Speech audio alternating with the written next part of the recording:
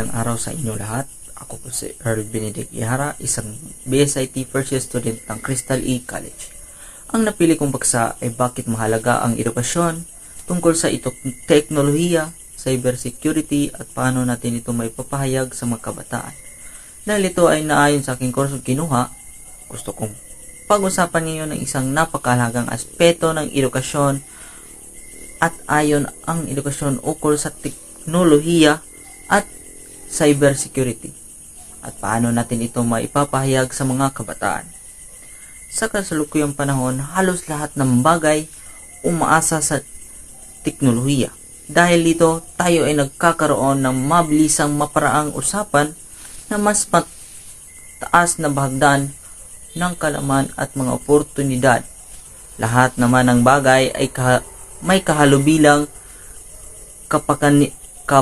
kinabangan, mayroon ding mga kapaminsalang dulot. Sa kasalukuyan panahon, napakaraming banta ng atin sa mga personal na impormasyon hawak. Kaya kailangan ng edukasyon ng cybersecurity. Karamihan sa mga impormasyon tungkol sa cybersecurity ay makikita o maaari mong matutunan sa mga sikat na website o social media tulad ng YouTube, TikTok, Facebook at iba pang social media. Sa pamamagitan nito mapaprofesional ka man o hindi, alam mo kung ano ang iyong ginagawa at hindi magkakalat ang iyong mga importante o pribadong impormasyon. Dahil ngayon marami ang mga masasamang tao o organisasyon na ginagamit ang social media para mag-scam ng tao. Hindi lamang ang mga IT professionals dapat din na interesado sa cybersecurity. Cybersecurity ay may kinalaman sa pagiging maingat at responsable sa paggamit ng computer at iba pang teknolohiya.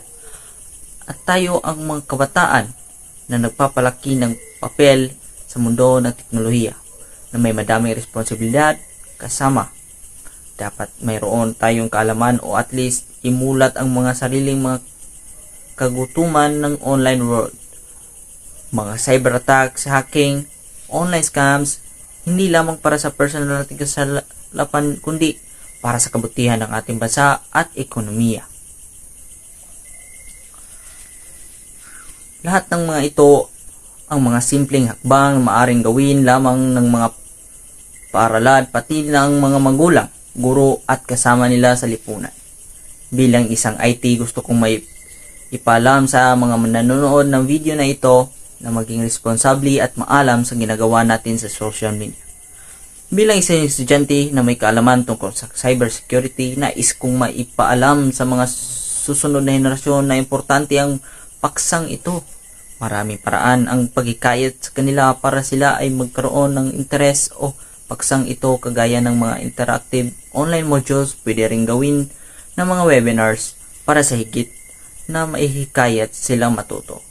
At dahil dyan, maaari silang makatulong sa susunod na henerasyon para sa maging maalam pa ang susunod na henerasyon. Sa pamamagitan nito, may papahayag natin sa ating mga kabataan na hindi lamang sa sarili nilang seguridad, kailangan ng teknolohiya at cybersecurity pati na rin sa seguridad ng bayan. At sa pagsulong ng isang ligtas na modernong lipunan, maraming salamat po. Ako si Earl Benedict, nagsasabing, lamang ang may alam.